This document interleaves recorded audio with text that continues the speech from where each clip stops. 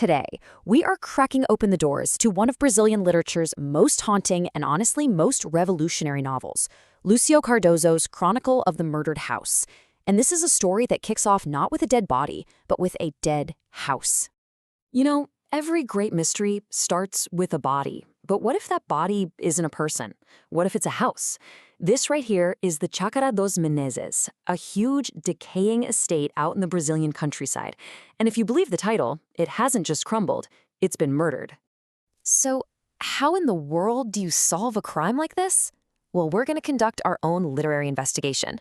First up, we'll look at the shocking death that opens the novel. Then, we'll meet our suspects, who are all prisoners of this decaying past. After that, we'll try to piece together a puzzle made of broken voices. We'll even uncover the author's own secret confession hidden inside the pages.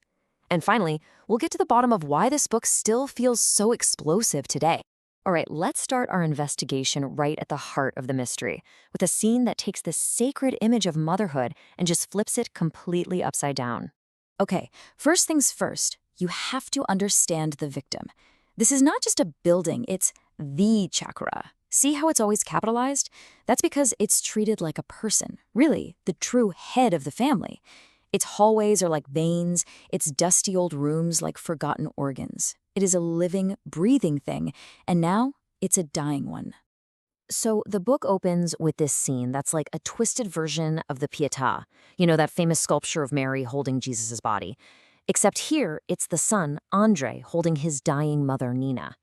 And for the first and only time in his life, he doesn't call her Nina, he calls her mother. And with her very last breath, she protests, asking, why now? I mean, wow. In that one shocking line, a whole universe of strange love and buried secrets just comes rushing out. Every crime needs suspects, right? And inside this house, it seems like everyone is a prisoner, trapped by their own past within the chácara's crumbling walls. So let's meet the Meneses brothers, Demetrio, Valdo, and Timotheo. They're what's left of a once great family, and now they're basically living on the fumes of their old reputation. They are quiet, isolated, and just drowning in tradition. Their world is all about this suffocating silence, like the air hasn't moved in 100 years. And then, into this quiet, decaying world walks Nina. She's this beautiful, ambitious woman from the big city, Rio de Janeiro. She marries Valdo, thinking she's getting wealth and status. But what she finds is this: a crumbling estate. Nina is a force of nature, this splash of color in a black and white world, and her ambition is about to shatter the family's fragile peace. And this sets up the novel's central conflict just perfectly. On one side, you've got the chácara and the family, which stand for silence, crushing tradition, and decay. And on the other side, you have Nina, who is all about words, ambition, and this desperate, almost violent hunger for life. It's basically an unstoppable force meeting an immovable object, and you just know the collision is going to bring the whole house down. Okay, so we've got our crime scene and our suspects. Now it's time to look at the evidence. And this is where the novel becomes something truly revolutionary. So think about the challenge for the author, Lúcio Cardoso. How do you actually narrate the murder of a house? How do you tell a story where the truth is buried under just layers and layers of secrets and resentments? Well, turns out, you don't tell it at all. You let the evidence speak for itself. See, the book doesn't have a single narrator we can trust. Instead, it's just this collection of documents, this chaotic archive of the family's collapse. We get to read someone's private diary, someone else's secret letters, formal confessions to a priest, even medical reports. Each document is just one piece of a much bigger, much messier puzzle. Reading this book is kind of like trying to look into a shattered mirror. Every character's story is a single shard reflecting a different version of the truth. And they often totally contradict each other, so you become the detective. It's your job to piece together all these fragments and try to see the full, horrifying picture of what really went down in that house. And all of this leads to what could be the novel's motto: a fact is just a matter of point of view. Inside the chácara, there's no such thing as objective truth. There are only feelings, passions, and secrets, and they infect every single story. A fact is never just a fact. It's always about who's telling it. Now, a story this intense, this obsessed with secrets and forbidden desires, it doesn't just come out of nowhere. You have to ask, where did it come from? Turns out, it came straight from the author's own life. Lúcio Cardoso grew up in a traditional Catholic family, in the very same part of Brazil where the novel is set.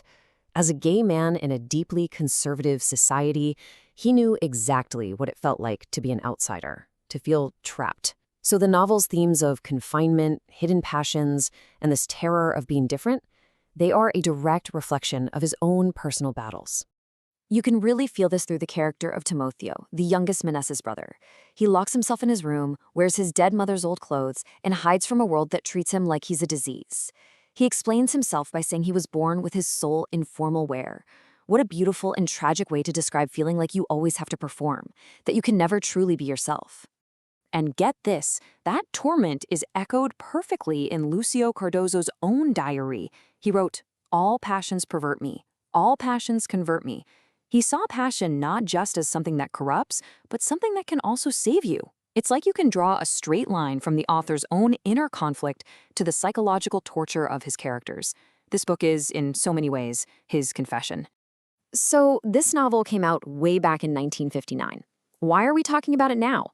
Why does this story of a ruined family and a crumbling old house still feel so dangerous, so alive? Think about it. More than 60 years after it was published, in a world that has completely changed, the power of this book hasn't faded one bit. Actually, you could argue it's even more powerful today. That's because the whole novel is built on a foundation of pure literary dynamite. It just fearlessly dives into themes that were shocking in 1959 and are still just as inflammatory today. We're talking incest, adultery, religious hypocrisy, and this deep-seated fear of anything and anyone that doesn't fit the norm. The great writer Italo Calvino once gave this perfect definition of a classic, and Chronicle of the Murdered House is the perfect example of that idea. It keeps speaking to us because the dark passions and prejudices it digs into, well, they're timeless. They're part of being human. And that leaves us with one last question. If a classic never really finishes what it has to say, then what is this murdered house, this monument to decay and forbidden desire, still trying to tell us about our own families, our own secrets, and the traditions that maybe we choose to imprison ourselves in today?